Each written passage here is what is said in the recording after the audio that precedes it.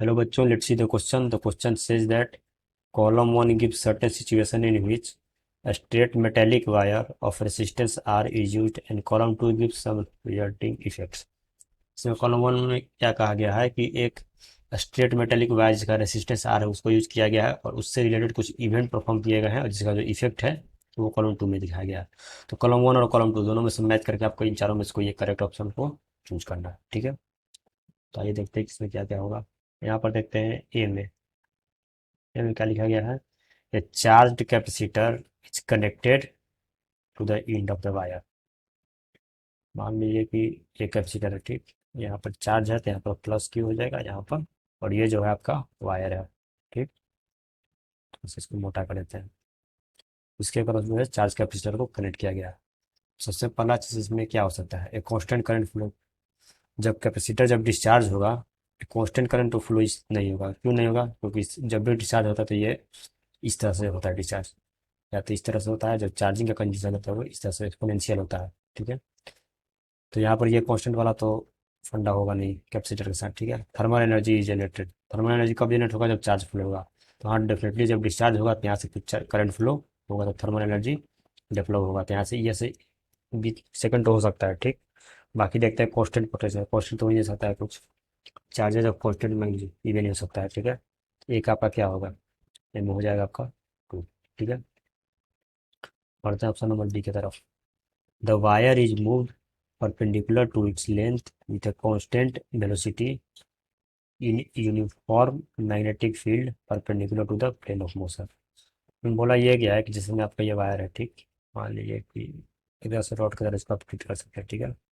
ये है, इसका लेंथ ये हो गया, फिर इसके परपेंडिकुलर इसको मान लिया वी वेलोसिटी से इसको मूव किया जा रहा है, और इधर ये वायर का लेंथ है, ठीक है। ये इस डायरेक्शन में मूव कर रहा है, और इसके परपेंडिकुलर डायरेक्शन में यहाँ पर आपका मैग्नेटिक फील्ड एक्ट कर रहा है, ठीक है। इसको भी बोल कर सकते हैं, ठीक है। बी जो है यहाँ पर इनवर्ड है। यहाँ पर जब भी अगर ये मूव करेगा तो इससे क्या होगा, क्यू इंटू में भी क्रॉस बी, ठीक है।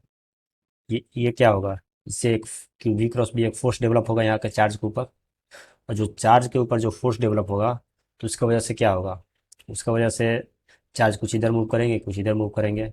मूव करते करते करते करते करते करते कुछ चार्ज का एकुमुलेशन यहाँ पर होगा, जिसका कुछ चार्ज का एकुमुलेशन यहाँ पर होगा। तो इसका वजह से क्या होगा, एक मोशनल ईएमएफ डेवलप होगा, ठीक है।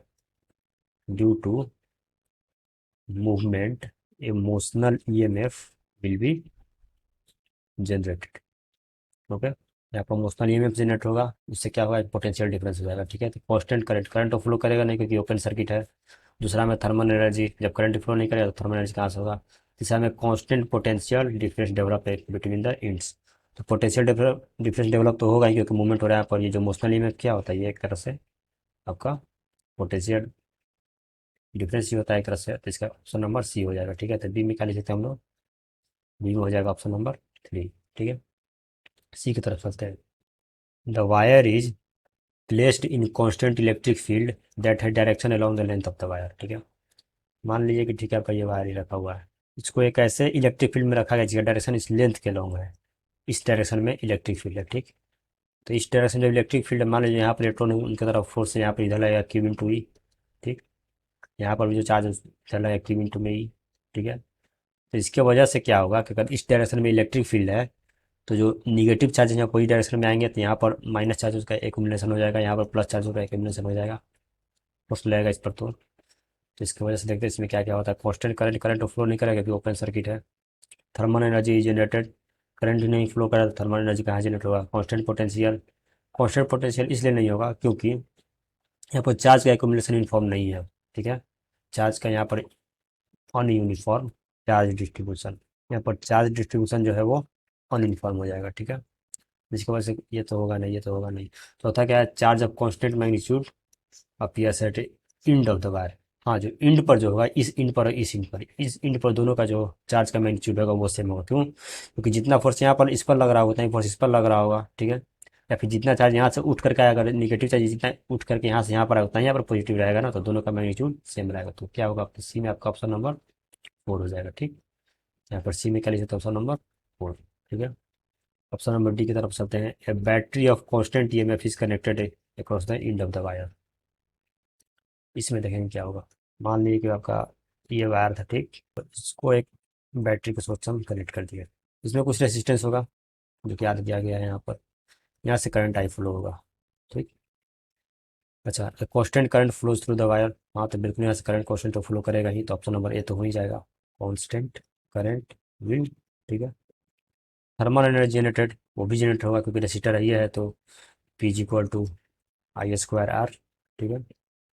ये आपका थर्मल एनर्जी भी जनरेट होगा, थर्मल एनर्जी जनरेटेड, ओके। यहाँ पर ये हो गया, तो दूसरा भी सही है, पहला भी सही है। The constant potential develops between the end of the wire. तो इस एंड ऑफ द वायर के क्रॉस जो पोटेंशियल डिफरेंस है वो कांस्टेंट ही रहेगा, क्योंकि जो ईएमएफ ई यूज किया ये कांस्टेंट ही है, तो ऑप्शन नंबर सी भी होगा, ठीक है। Option number D, charge of constant magnitude appear at the end of the wire. Charge यहाँ पर अपीयर, यहाँ पर चार्ज का एक्युमुलेशन होगा ही नहीं, क्योंकि जो भी सर्किट इस तरह से फ्लो करेगा तो करंट इस तरह से फ्लो करते हैं, तो एक्युमुलेशन होगा नहीं। फर्स्ट सेकंड थर्ड, यहाँ पर तीन ऑप्शन हो गए, तो डी में क्या हो जाएगा आपका 1 2 3, ठीक है। तो आप लोग मिलाएंगे, हम लोग ए में 2, ए में 2, ठीक, बी में 3, बी में 3, सी में 4, डी में 1 2 3। So the most appropriate option will be option number A. Hope you all understood it well. Best of luck.